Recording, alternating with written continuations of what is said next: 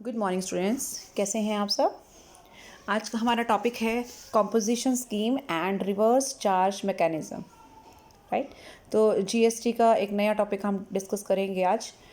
सबसे पहले हम बात करेंगे कॉम्पोजिशन स्कीम की। देखिए, कॉम्पोजिशन स्कीम एक इस तरह की स्कीम है जिसके अंतर्गत जो स्मॉल ट्रेडर्स हैं, जो स्मॉल बिजनेसमैन है, उसे एक ऑप्शन दिया जाता है कि वो इस स्कीम का बेनिफिट ले सकता है अगर उसकी एग्रीगेट टर्नओवर यानी कि उसकी टोटल सेल किसी भी फाइनेंशियल ईयर में अगर उसकी टोटल सेल 1.5 करोड़ से नीचे रहती है यानी उससे कम रहती है तो ही और she can take the benefit of this scheme. Right, हालांकि इसकी कुछ और कंडीशंस भी हैं जो हम थोड़ी देर में डिस्कस करेंगे, लेकिन फ़िलहाल आपको ये पता होना चाहिए कि कॉम्पोजिशन स्कीम का मतलब क्या है।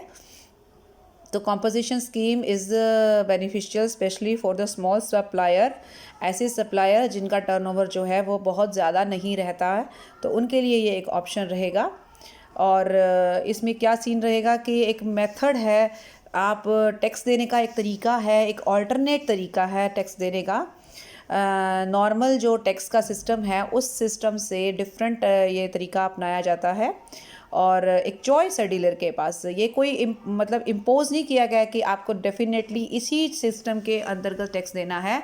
आप चाहें तो दूसरे सिस्टम पे भी जा सकते हैं, but definitely there are some terms and conditions, कुछ शर्तें हैं जिसको आपको फॉलो करना होगा। ठीक है, तो ये क्या है स्कीम, फिर से बता रही हूँ कि कोई भी रजिस्टर्ड पर्सन जो सप्लायर होगा रजिस्टर्ड भी होना चाहिए जीएसटी के अंतर्गत, जिसकी एग्रीगेट टर्नओवर मतलब टोटल जो सेल है in the financial year preceding financial year, मतलब जिस ईयर में आप खड़े हैं और आप टैक्स देना चाह रहे हैं उससे एकदम पहले का जो फाइनेंशियल ईयर है, हमारा फाइनेंशियल ईयर 1 अप्रैल से नेक्स्ट ईयर 31 मार्च तक काउंट होता है। कैलेंडर ईयर हमारा जनवरी से दिसंबर तक होता है, लेकिन जो हमारा फाइनेंशियल ईयर है वो अप्रैल से मार्च तक काउंट होता है। तो आप जिस भी ईयर का में टैक्स देना चाहते हैं या आपका टैक्स देने का सिस्टम जो है उस टैक्स के लिए हम देखेंगे कि हमारे पिछले फाइनेंशियल ईयर में यानी पिछले वित्तीय वर्ष में हमारा जो टर्नओवर है, हमारी जो सेल है, अगर वो 1.5 करोड़ से ज़्यादा नहीं हुई है, डजंट एक्सीड 1.5 करोड़, तो वो ये स्कीम जो है चुन सकता है। और इस स्कीम के ऊपर जो है जो भी रेट्स फिक्स किए गए हैं जीएसटी काउंसिल के द्वारा, उस रेट से वो टैक्स दे सकता है करंट फाइनेंशियल ईयर में। ठीक है, जो टैक्स दिया जाएगा वो करंट फाइनेंशियल ईयर में दिया जाएगा और किस पर दिया जाएगा, जो प्रीसीडिंग यानी पिछले फाइनेंशियल ईयर का जो टर्नओवर होगा उस पर दिया जाएगा। शर्त यही है कि 1.5 करोड़ से नीचे होना चाहिए। इस स्कीम को हम कॉम्पोजिशन स्कीम कहेंगे। कुछ जगह या कुछ पर्टिकुलर स्टेट्स ऐसे हैं, जैसे आप देख सकते हैं there is a list of 9 states, जैसे अरुणाचल प्रदेश है, असम, मणिपुर, मेघालय, मिजोरम, नागालैंड, सिक्किम, त्रिपुरा, हिमाचल प्रदेश। ठीक है, इन स्टेट्स में ये जो सीमा है 1.5 करोड़ वाली, ये 1 करोड़ तक है, यानी कि ऐसे स्टेट्स में जो सप्लायर होगा उसके लिए 1.5 करोड़ की बजाय 1 करोड़ का टर्नओवर फिक्स किया गया है। उसका टर्नओवर 1 करोड़ से ज़्यादा नहीं होना चाहिए, नहीं तो वो कॉम्पोजिशन स्कीम का बेनिफिट नहीं ले पाएगा। ठीक है, ये तो हो गया स्कीम के बारे में बात। अब जो रेट्स की हम बात कर रहे थे वो आप नीचे टेबल देख सकते हैं, कैटेगरी ऑफ रजिस्टर्ड पर्सन कि कौन कौन से रजिस्टर्ड पर्सन इसमें आते हैं। जैसे मैन्युफैक्चरर आ सकते हैं जो मैन्युफैक्चर करके सप्लाई करते हैं, फिर सप्लायर आ सकते हैं जो सप्लाई कर रहे हैं फूड आइटम्स की, और फूड आइटम के साथ साथ कुछ और आर्टिकल्स भी हैं जैसे ड्रिंक्स वगैरह है, लेकिन अल्कोहल वगैरह नहीं होनी चाहिए, ह्यूमन कंजम्पशन के लिए है। और जैसे रेस्टोरेंट सर्विसेज की हम बात करें, या देखिए एक मैं क्लियर कर दूं कि जो कॉम्पोजिशन स्कीम है वो सिर्फ गुड्स की सप्लाई पर लागू होती है, उसमें सर्विसेज इंक्लूड नहीं होती। राइट, हालांकि यहाँ पर आप देख सकते हो जो रेस्टोरेंट की सर्विसेज है वो इसमें हम इंक्लूड कर रहे हैं, और एनी अदर सप्लाई। ठीक है, तो मैन्युफैक्चरर के केस में रहेगा 1% + 1%, यानी CGST 1% है, स्टेट गुड्स GST जो है वो भी 1% है, तो 2% के रेट के हिसाब से कॉम्पोजिशन स्कीम के हिसाब से आपका टैक्स लग जाएगा जो भी मैन्युफैक्चरर होगा। जो दूसरी कैटेगरी थी उसमें 2.5 + 2.5 है, यानी कि टोटल 5% है। और थर्ड कैटेगरी है जो एनी अदर सप्लाई, यानी कि कोई और गुड्स जो हैं वो है 0.5% प्लस 0.5% इज इक्वल टू 1%। तो ये रेट्स दे रखे हैं कंपोजिशन स्कीम के तहत, इसके हिसाब से हमें टैक्स देना होगा। ओके, अब हम बात कर रहे हैं, हाँ, नेक्स्ट पॉइंट पे हम चल रहे हैं, that is eligible persons for composition levy. यानी कि इस स्कीम के तहत जो लोग ऑप्शन लेना चाहते हैं, स्कीम का जो बेनिफिट लेना चाहते हैं, उसमें कुछ कौन कौन से पर्सन आ सकते हैं। ठीक है, एलिजिबिलिटी क्या है, तो इसमें हम देख लेते हैं फटाफट। वो पर्सन जो गुड्स में डील करते हैं, यानी सर्विसेज नहीं आएंगी, क्योंकि पहले क्लियर कर दिया, service provider will not be included, will not या can not take the benefit of this scheme. जो डील करते हैं सिर्फ गुड्स में, वही इस ऑप्शन को चूज़ कर सकते हैं। सर्विस प्रोवाइडर को इस दायरे से बाहर रखा गया है। ठीक है, लेकिन जैसे रेस्टोरेंट सर्विसेज है वो डाली गई हैं इसके अंदर।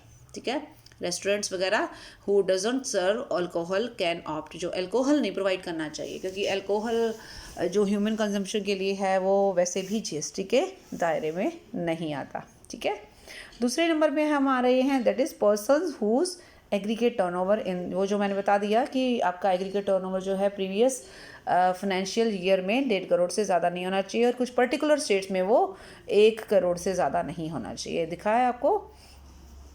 ठीक है, इसके बारे में जीएसटी काउंसिल ने फैसला लिया था। तो पहले ये जो 1.5 करोड़ वाली लिमिट थी ना, ये 75 लाख तक थी। बाद में 4 मई 2018 को जीएसटी काउंसिल ने डिसाइड किया कि इसकी सीमा बढ़ाकर 1.5 करोड़ कर देनी चाहिए, तो उस हिसाब से 1.5 करोड़ हो गई।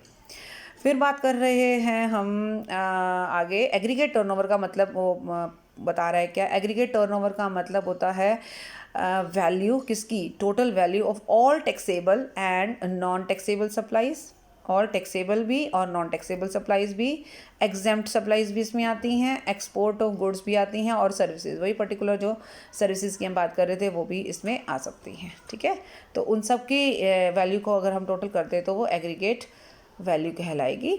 ठीक है, इस वैल्यू में जीएसटी इंक्लूड नहीं होगा, यानी कि जब आप गुड्स की सप्लाई कर रहे हो और उसके अंदर जीएसटी ऐड करके उसकी वैल्यू नहीं निकालनी है। हमने जितने की गुड्स हैं, यानी जीएसटी को हटाकर, जीएसटी वाला टैक्स इंक्लूड ना करके जो जितने अमाउंट का हम सप्लाई कर रहे हैं वही हमने टोटल में लेना है। थर्ड पॉइंट इज़, इसमें क्या कह रहा है कि it is not allowed that some of his forms. हाँ, इसका मतलब ये है कि एक पर्सन अगर इस स्कीम का बेनिफिट ले रहा है तो उसको अपने सभी बिजनेसेस पे, सभी फॉर्म्स पे, मान लीजिए उसके कई तरह की ब्रांचेस हैं, कई फॉर्म्स हैं, तो सभी पर फिर सेम स्कीम लागू होगी। ये नहीं होगा कि वो एक बिज़नेस के लिए तो वो कंपोजिशन स्कीम ऑप्ट कर रहा है और दूसरे बिज़नेस के लिए वो नॉर्मल सिस्टम अडॉप्ट कर रहा है, ऐसा नहीं होगा। ओके, फोर्थ पॉइंट में हम आ गए हैं। जो सबसे इम्पॉर्टेंट पॉइंट है कि ये इंटर स्टेट सेल्स पे लागू नहीं होगी। ये स्कीम सिर्फ इंट्रा स्टेट सेल्स पे लागू होगी, कि एक स्टेट के अंदर ही जब सेल की जाती है या सप्लाई की जाती है गुड्स, उसी पर लागू होगी। इंटर स्टेट सेल्स इसमें नहीं आती, वो इसकी कैटेगरी से बाहर है। ठीक है, और ऐसे पर्सन जो ई कॉमर्स पोर्टल से सेल कर रहे हैं वो भी इंक्लूड नहीं होंगे। जैसे आपने देखा अमेज़ॉन, फ्लिपकार्ट, मिंत्रा, ये सब जितने भी ई कॉमर्स पोर्टल्स हैं जिसके थ्रू जो है आज बड़े पैमाने पर सेल हो रही है ऑनलाइन। तो अगर एक मैन्युफैक्चरर या सप्लायर अपनी सप्लाई या सेल ई कॉमर्स पोर्टल के थ्रू कर रहा है तो वो इस कंपोजिशन स्कीम का बेनिफिट नहीं ले सकता। Okay, and the last one is casual taxable person और नॉन रेजिडेंट टैक्सेबल पर्सन भी इस स्कीम को नहीं ले सकते। कैजुअल टैक्सेबल पर्सन का मतलब होता है ऐसा टैक्सेबल पर्सन जो बिजनेस रेगुलरली नहीं कर रहा है, जो सप्लाईज रेगुलरली नहीं कर रहा है, वो कैजुअली ट्रांजेक्शन्स करता है। और इसके अलावा जो नॉन रेजिडेंट टैक्सेबल पर्सन है, नॉन रेजिडेंट का मतलब देखिए किसी भी पर्सन का जो रेजिडेंशियल स्टेटस है यानी निवासी स्थिति, वो 3 तरह की होती है। एक होता है हमारा ऑर्डिनरी रेजिडेंट यानी कि साधारण निवासी, एक होता है हमारा असाधारण निवासी यानी कि not ordinary resident, and the third one is non resident यानी कि अनिवासी। तो अगर वो अनिवासी है, ठीक है, और टैक्सेबल पर्सन भी है, तो वो इस स्कीम का फ़ायदा नहीं ले पाएगा। तो ये सारे पॉइंट्स बता रहे हैं हमें कि कौन कौन से पर्सन हैं जो स्कीम में आ सकते हैं और कौन से हैं जो स्कीम में नहीं आ सकते। नेक्स्ट पॉइंट पे हम चल रहे हैं, that is restrictions under composition scheme. इस स्कीम में कुछ रिस्ट्रिक्शंस हैं, कुछ चीज़ें अभी अभी आपके दिमाग में आ चुकी होंगी। जैसे अभी आपने देखा ना कि कौन कौन से एलिजिबल पर्सन है, और उसमें आपने ये भी देखा कि कुछ ऐसे पर्सन भी है जो नहीं आ सकते, तो वो ऑटोमेटिकली एक रिस्ट्रिक्शन के पॉइंट भी बन गया ना हमारा, ठीक है। जैसे अभी भी हमने पढ़ा कि ऐसा पर्सन जो इंटर स्टेट सेल्स में इन्वॉल्व है वो नहीं आ सकता, तो आप रिस्ट्रिक्शन के पॉइंट में भी इसको मेंशन कर सकते हो कि inter state sale can not be the part of composition scheme, right. खैर हम इसको फिर से देखते हैं कि इसमें और क्या क्या पॉइंट्स हैं। जैसे such person shall not be entitle to input tax credit, तो ऐसे पर्सन को इनपुट टैक्स क्रेडिट का बेनिफिट नहीं मिलेगा, ठीक है। ऐसे पर्सन्स को इनपुट टैक्स क्रेडिट का बेनिफिट नहीं मिलेगा। यानी कि नॉर्मल केस में आप देखोगे जीएसटी में, जीएसटी जो गुड्स एंड सर्विसेज टैक्स है उसके अंदर आप देखेंगे कि सप्लाई चेन में हर पॉइंट पर हमें इनपुट टैक्स क्रेडिट का बेनिफिट मिलता है, बट ऐसे पर्सन जो कंपोजिशन स्कीम का पार्ट है वो इस स्कीम का इस बेनिफिट को नहीं ले पाएंगे, यानी इनपुट टैक्स क्रेडिट उन्हें नहीं मिलेगा। तो वो जो टैक्स पे करेंगे वो क्या होगा, जो उनकी सेल होगी उसे हम मल्टीप्लाई करेंगे जो रेट्स हमने अभी मेंशन किए कॉम्पोजिशन रेट उसके हिसाब से, और वो टैक्स उन्हें सरकार को देना होगा। नंबर 1 बात ये हो गई क्लियर। नंबर 2, ऐसे पर्सन जो अभी अभी हमने बताया ना कि इनपुट टैक्स क्रेडिट तो उनको मिलेगा नहीं, तो इसका मतलब तो उन्होंने वो जो एक चेन है सप्लाई चेन में जो एक कॉन्टीन्यूसली इनपुट टैक्स क्रेडिट मिल रहा था उस चेन को तो इन्होंने तोड़ दिया, ठीक है ना, तोड़ दिया। तो अब ये ऑब्वियसली जब एक पर्सन इनपुट टैक्स क्रेडिट नहीं ले रहा है तो वो इस बेनिफिट को आगे भी उसको फॉरवर्ड नहीं कर पाएगा। So it can not pass the input tax credit, क्योंकि उसको खुद को ही नहीं मिला तो वो आगे फॉरवर्ड भी नहीं कर सकता ना। So composition scheme is not suitable for wholesaler, बड़े बिजनेसेस के लिए या बिजनेस टू बिजनेस जो सप्लायर्स होते हैं। एक होता है B2B, एक है B2C, यानी बिजनेसमैन जब कस्टमर को दे रहा है तो दैट इज़ B2C, और बिजनेसमैन को, यानी जो ट्रेडिंग होती है कि सामान जो है एक बिजनेसमैन दूसरे बिजनेसमैन से बाय कर रहा है, तो उस केस में ये स्कीम बेनिफिशियल नहीं है। Next is such person can not charge composition tax separately in the invoice.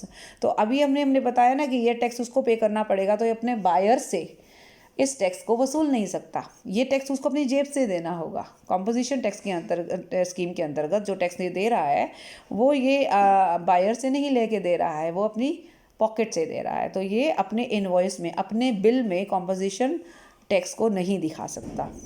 चौथी बात कि ऐसा पर्सन जो है वो अपनी सेल जो ई-कॉमर्स पोर्टल के थ्रू जैसे अमेज़ॉन फ्लिपकार्ट से नहीं कर सकता। 5th पॉइंट, ऐसा पर्सन, ये सारी रिस्ट्रिक्शन ही है, ठीक है ना। सच पर्सन जो है वो लाइबल है टैक्स पे करने का ऑन परचेज ऑफ गुड्स और सर्विसेज फ्रॉम अनरजिस्टर्ड पर्सन, और किसी भी अनरजिस्टर्ड पर्सन से अगर हम कोई भी गुड्स या सर्विसेज लेते हैं, ठीक है, याद रखिएगा अगर हम रजिस्टर्ड पर्सन हैं, राइट, और हम किसी भी अनरजिस्टर्ड पर्सन से कोई भी सप्लाई लेते हैं, यानी वो हमें गुड्स या सर्विसेज प्रोवाइड करता है, ओके, तो उस केस में टैक्स यानी जीएसटी उसको नहीं देना है, उस केस में हमें देना है, हमें भरना पड़ेगा। तो नॉर्मली यही होता है कि सप्लायर जो होता है वो पे करता है सरकार को, लेकिन यहाँ पर जो है बायर को पे करना है, because reason is the supply at this moment supplier is unregistered person. तो ये प्रॉब्लम इसके साथ भी आएगी, सेम पर्सन के साथ भी आएगी ये problem. Next is such person should mention the words. हाँ, ये एक थोड़ा सा कंडीशन है कि जब भी आप बिजनेस करो और आप कंपोजिशन बेनिफिट का कंपोजिशन स्कीम के तहत अगर आप यूज़ कर रहे हो कंपोजिशन स्कीम को, तो आप अपने सभी बिल्स के ऊपर, आप अपने ऑफिस में, आप अपने सभी ब्रांचेस में बोर्ड पे ये लगाएंगे कि कंपोजिशन टैक्सेबल पर्सन, यानी कि ये जो पर्सन है जो यहाँ बिजनेस कर रहा है वो कंपोजिशन स्कीम के तहत आता है। तो आपको क्या लिखना है, such person should mention the words composition taxable person not eligible to collect, ये भी लिखना है not eligible to collect tax on supplies, यानी कि सप्लाई जब करेगा ना तो आपसे टैक्स नहीं लेगा, ये भी लिखना है उसको। At the top of the bill of supply issue, जो भी बिल वो प्रोवाइड करेगा ना उसके टॉप पर उसको ये लिखना होगा। Okay, and 7 point is such person shell mention, वो ये वर्ड्स कौन सा वाला, कॉम्पोजिशन टैक्सेबल पर्सन, कहाँ पर लिखेगा, ऑन एवरी नोटिस और sign board displayed at a prominent place at his all places of business, जहाँ भी बिजनेस करता है, जहाँ जहाँ उसकी ब्रांचेज हैं, तो वहाँ पर एक प्रॉपर एक जगह यानी एक बोर्ड वगैरह बनवा कर और उसके ऊपर उसको ये लिखना होगा कॉम्पोजिशन टैक्सेबल पर्सन। इससे ये होगा कि वो पर्सन, वो सप्लायर कॉम्पोजिशन स्कीम के तहत आ रहा है और वो किसी भी बायर से कोई भी टैक्स वसूल नहीं करेगा। ठीक है, नेक्स्ट टॉपिक है composition scheme is an option. Definitely composition scheme कोई एक ऐसी चीज़ नहीं है जो बायर पे, जो टैक्स पेयर पे थोपी गई है, ये उसका अपना एक ऑप्शन है, वो चूज़ करे या ना करे। ठीक है, हाँ, चूज़ करने के लिए कंडीशंस हैं, वो उसको फॉलो करनी पड़ेंगी। तो ये एक स्मॉल ट्रेडर के लिए बेनिफिशियल है क्योंकि इसमें बहुत सारी बेनिफिट्स अभी आप देखोगे क्या क्या मिलेंगे उसको। तो अगर एक स्मॉल ट्रेडर है और वो ये इस बेनिफिट को लेना चाहता है तो बेशक ले सकता है, लेकिन कोई ज़बरदस्ती नहीं है कि उसको ये लेना ही होगा। इट इज़ अवेलेबल और certain to every each and every eligible taxable person. अब जो कंडीशंस हैं वो हमें देखनी पड़ेंगी कि कंडीशन हम फॉलो कर रहे हैं या नहीं कर रहे हैं। ठीक है, अब इस स्कीम को लेने के लिए क्या पॉसिबिलिटीज़ हैं, आप कैसे इस स्कीम को ले सकते हो, यूज़ कर सकते हो, उसके लिए दो ऑप्शन हैं, दो पॉसिबिलिटीज़ हैं। एक, जब हम अपने आप को जीएसटी के अंतर्गत रजिस्टर करवाते हैं at the time of obtaining registration, जब जीएसटी के अंतर्गत एक पर्सन अपने आप को रजिस्टर करवाता है उस समय ही वो ये कह सकता है कि भाई मुझे जो है कंपोजिशन स्कीम के तहत डाला जाए, और इस तरीके से क्या होगा, यानी कि उसको अप्लाई करना होगा प्रॉपर, उसके हिसाब से क्या होगा कि जैसे ही उसका जब रजिस्ट्रेशन हो जाएगा उसका, तो अफेक्टिव डेट और रजिस्ट्रेशन की डेट से उसका वो इस स्कीम का बेनिफिट ले सकता है। यानी कि ये स्कीम कब से लागू होगी, जब से उसका रजिस्ट्रेशन होगा। ठीक है, दूसरी जो पॉसिबिलिटी है ये है कि मान लीजिए एक टैक्सेबल पर्सन जो पहले से ही रजिस्टर्ड है जीएसटी में, लेकिन और नॉर्मल रेट से वो टैक्स दे रहा है, जीएसटी के जो भी रूल्स हैं उसके हिसाब से वो इस कॉम्पोजिशन स्कीम में नहीं है, लेकिन वो बाद में किसी फाइनेंशियल ईयर में अगर कॉम्पोजिशन स्कीम को अडॉप्ट करना चाहता है तो वो कर सकता है। उसके लिए वही प्रॉब्लम है, वही ऑप्शन है कि उसको अप्लाई करना होगा और इंटीमेट करना होगा प्रॉपर अथॉरिटीज़ को अगला फाइनेंशियल ईयर स्टार्ट होने से पहले, ताकि पहले से ही ये तैयारी हो जाए और नेक्स्ट फाइनेंशियल ईयर की जो भी ट्रांजैक्शन हो वो फिर इस स्कीम के तहत वो ले सके। ठीक है, तो ये कब से लागू होगी, अफेक्टिव होगी ये from the beginning of next financial year. ठीक है, हम फाइनेंशियल ईयर के स्टार्ट होने से पहले ही ये काम कर रहे हैं ना, हमने इंटीमेट कर दिया है, तो फाइनेंशियल ईयर के स्टार्ट होने से ही यानी 1 अप्रैल से ही एक तरीके से ये अफेक्टिव हो जाएगी। ठीक है, तो एक बार अगर आपको ये स्कीम मिल जाती है, आप एलिजिबल हो एक तरह से और आपने यूज़ करना शुरू कर दिया, तो ये एलिजिबिलिटी आपकी तब तक वैलिड रहेगी जब तक परमिशन जहाँ जो आपको अथॉरिटीज़ ने दी है वो कैंसिल नहीं हो जाती और विड्रॉ नहीं कर लेते आप खुद, या वो पर्सन अपने आप ही एलिजिबल नहीं हो जाता। ठीक है ना, कई बार ऐसा होता है इन एलिजिबल हो गया, कुछ ऐसी कंडीशन है जैसे इंटरस्टेट सेल करने लग गया तो इन एलिजिबल हो गया, है ना। एलिजिबल कब है, अगर वो इंट्रास्टेट सेल कर रहा है, अगर वो सर्विसेज दे रहा है तो वो इनएलिजिबल हो गया, तो उस केस में कंपोजिशन स्कीम लागू होगी ही नहीं। तो अगर आप एलिजिबल हो जाते हो या फिर आपकी अथॉरिटीज़ ही आपका कैंसिल कर देती है, विड्रॉ कर लेती हैं, आप इंटीमेट करते हो कि भाई हमें अब नहीं चाहिए ये स्कीम, तो इस तरीके से क्या होता है कि कंपोजिशन स्कीम फिर वो ख़त्म हो जाती है और आपको नॉर्मल रेट से टैक्स देना होगा। Okay, scheme will be applicable for all goods. Definitely बता चुकी हूँ, स्कीम जो है सभी तरह की गुड्स पर अप्लाई हो सकती है। It may be operate by any by each and every taxable person in respect of supply of all goods. ठीक है, ओके, ऑप्शन जो है वो टैक्सेबल पर्सन को लागू होगी सभी क्लासेस के लिए, यानी कि वो 50 तरह की गुड्स अगर बेचता है ना तो सभी तरह की गुड्स पर वो उसको सेम स्कीम लागू करनी होगी। ऐसा नहीं हो सकता है कि 10 तरह की गुड्स पर या 10 तरह के बिजनेस पर तो वो कंपोजिशन स्कीम अप्लाई कर रहा है और बाकी के बिजनेसेस पर वो नॉर्मल जो है सिस्टम अडॉप्ट कर रहा है, ऐसा पॉसिबल नहीं है। एक बार अगर उसने अडॉप्ट कर लिया तो फिर उसको वही अडॉप्ट करना होगा। उसके अलावा फिर कह रहा है कि वो गुड्स जो जीएसटी के दायरे में नहीं आती, जैसे पेट्रोलियम है या क्रूड ऑयल है या एटीएफ है, ठीक है, और एल्कोहलिक लिकर है जो ह्यूमन कंजम्पशन के लिए है, नेचुरल गैस है, ये कुछ प्रोडक्ट्स आपको पहले बता रखे हैं जो अभी फ़िलहाल जीएसटी के दायरे में नहीं आ रहे हैं, तो ऐसी गुड्स पर भी कॉम्पोजिशन स्कीम लागू नहीं होती। ओके, नेक्स्ट हमारा आ रहा है कंडीशन फॉर कंपोजिशन स्कीम। अब इस स्कीम की कंडीशंस क्या हैं? जो आपने रिस्ट्रिक्शन अभी अभी पढ़ी हैं, अगर वो रिस्ट्रिक्शन के अंदर आप ध्यान से देखो तो वही हमारी कंडीशन भी बन जाती हैं। जैसे एक कंडीशन मैं आपको बताती हूँ कि हमें इंटर स्टेट सेल नहीं करनी, हमें इंट्रा स्टेट सेल करनी है, ये हमारी कंडीशन ही तो हुई। और क्या हुआ? हमें इनपुट टैक्स क्रेडिट नहीं मिलेगा, ये हमारी कंडीशन। अगर आप लेना चाहते हो तो फिर आपको स्कीम स्विच करनी पड़ेगी, यानी आपको कंपोजिशन स्कीम छोड़नी पड़ेगी। तो एक एक करके हम फिर सारी अब कंडीशन देख लेते हैं।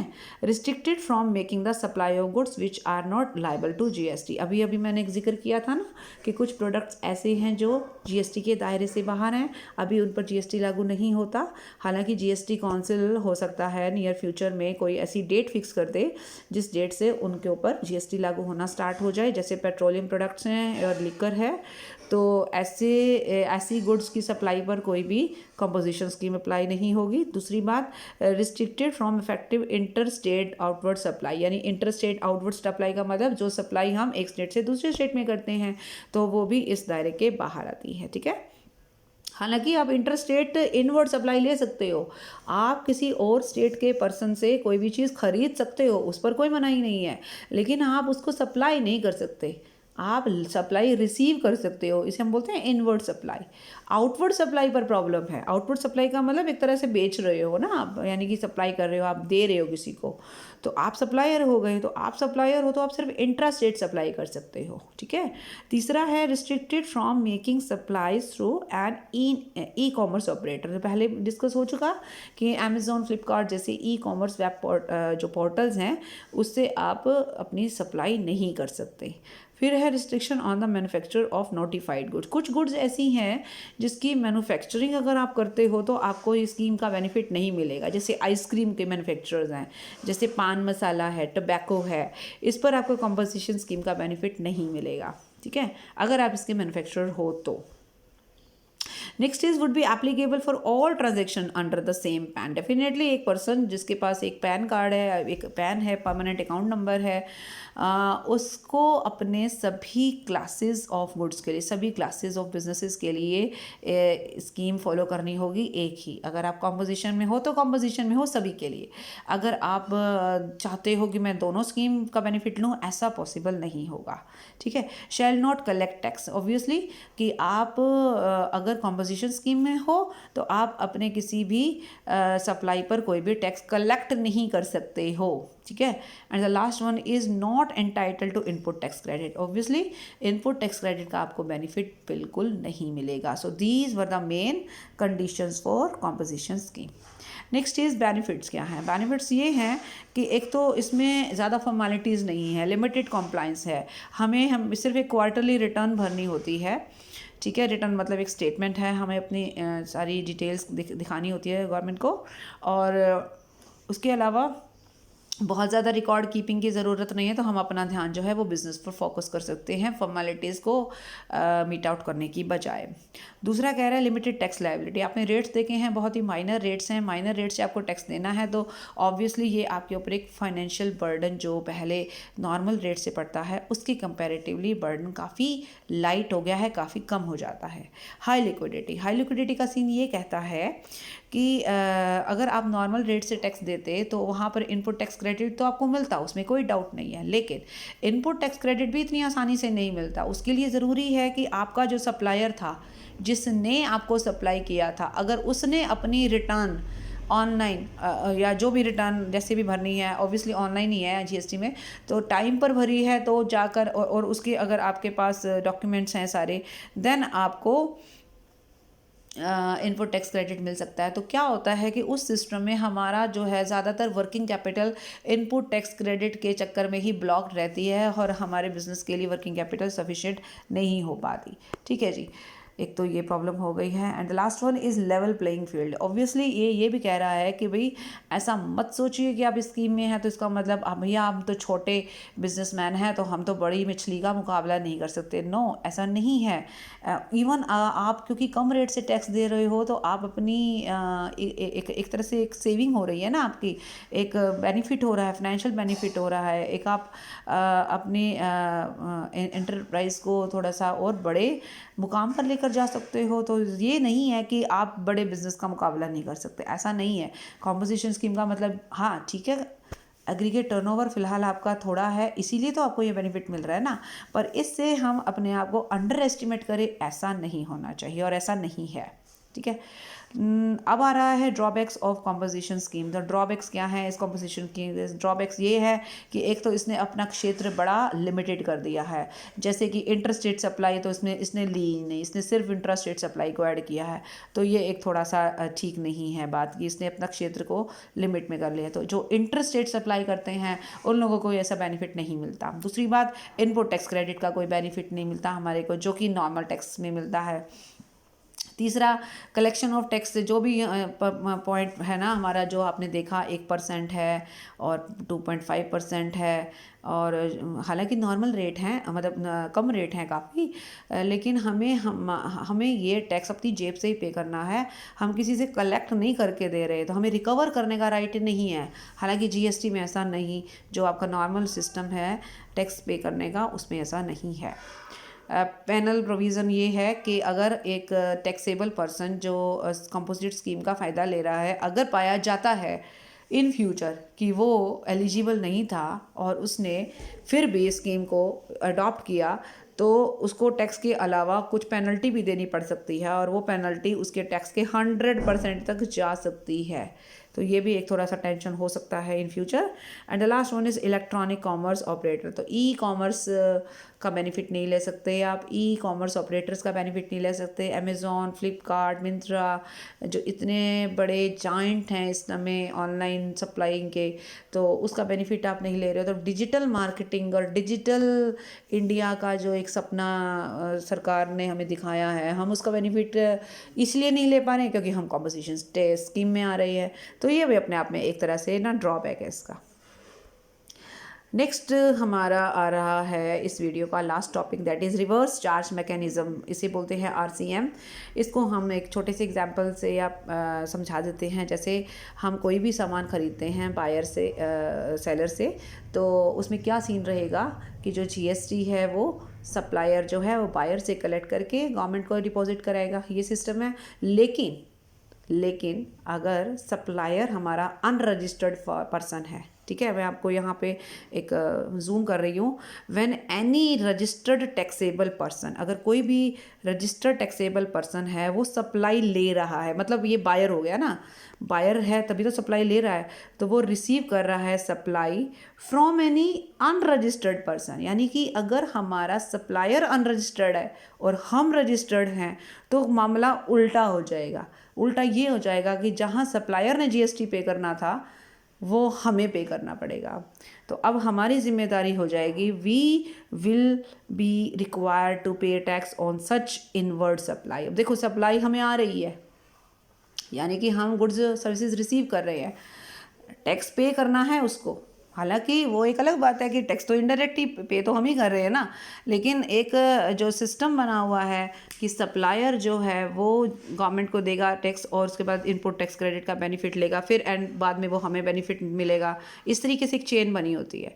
यहाँ पर रिवर्स चार्ज मैकेनिज्म का मतलब है कि जो सप्लायर है अगर वो अनरजिस्टर्ड है और वो किसी रजिस्टर्ड पर्सन को सप्लाई कर रहा है, तो इन दैट केस जो बायर है यानी कि जो रजिस्टर्ड टैक्सेबल पर्सन है उसकी ये रिस्पॉन्सिबिलिटी होगी कि वो क्या करेगा, वो लाइबल होगा डिस्चार्ज करने के जो भी सप्लाई पर टैक्स बनता है। इसे बोलेंगे रिवर्स चार्ज मैकेनिज़्म। ठीक है, ओके। तो रिवर्स चार्ज मैकेनिज़्म में ये सीन रहेगा। इसे रिवर्स चार्ज मैकेनिज़्म इसलिए बोलते हैं ना क्योंकि उल्टा हो गया, यानी कि इनवर्ड सप्लाई पर यानी बायर को ही टैक्स पे करना होगा इंस्टेड ऑफ जो हमारा सप्लायर है उसकी बजाय। ठीक है, और अभी अभी हमने जो देखा ना कॉम्पोजिशन स्कीम में, तो एक ध्यान में रखने वाली बात ये है कि जो रिवर्स चार्ज मैकेनिज़्म का जो एक है ना तरीका, ये कॉम्पोजिशन स्कीम में लागू नहीं होता, ये ध्यान में रखना। अगर आप रजिस्टर्ड बायर, आप रजिस्टर्ड टैक्सेबल पर्सन हो, डेफिनेटली कॉम्पोजिशन स्कीम में लिए रजिस्टर्ड टैक्सेबल पर्सन ही होना चाहिए, ये तो कंडीशन है, ठीक है। यहाँ मैं आपको बता देती हूँ कि ये इम्पॉर्टेंट है क्या, कि टैक्सेबल पर्सन जो एलिजिबल है कॉम्पोजिशन स्कीम में आने के, लेकिन अब अनफॉर्चुनेटली उसका जो सप्लायर था वो अनरजिस्टर्ड था, तो अब सप्लायर के बिहाफ पर उसको टैक्स पे करना है, तो अब टैक्स जो है वो कॉम्पोजिशन स्कीम से पे नहीं करना है, ये ध्यान में रखना। बेशक से आप एलिजिबल हो तो भी आप कॉम्पोजिशन स्कीम का फ़ायदा इसलिए नहीं लोगे क्योंकि आप रिवर्स चार्ज मैकेनिज़्म के अंतर्गत आकर आपको टैक्स पे करना पड़ रहा है। तो फिर से बता रही हूँ, अगर एक पर्सन जो कॉम्पोजिशन स्कीम ले सकता है लेकिन इसलिए नहीं ले पाएगा क्योंकि उसका सप्लायर क्या है, अनरजिस्टर्ड है। तो अगर आप ध्यान रखना, या कोई भी सप्लायर इस बात का ध्यान रखे कि जब भी बिज़नेस करे तो ये इंश्योर करे कि सप्लायर उसका रजिस्टर्ड हो। अगर वो रजिस्टर्ड होगा तभी आपको कॉम्पोजिशन स्कीम का बेनिफिट मिल सकता है, वरना आपको नॉर्मल सिस्टम ही अडॉप्ट करना पड़ेगा। तो that's all for this video. Reverse charge mechanism आपका क्लियर हो गया है, और इसके अलावा हमने क्या क्या क्लियर किया, कॉम्पोजिशन स्कीम के बारे में हमने कुछ बातें करी। Thank you so much, bye bye and take care.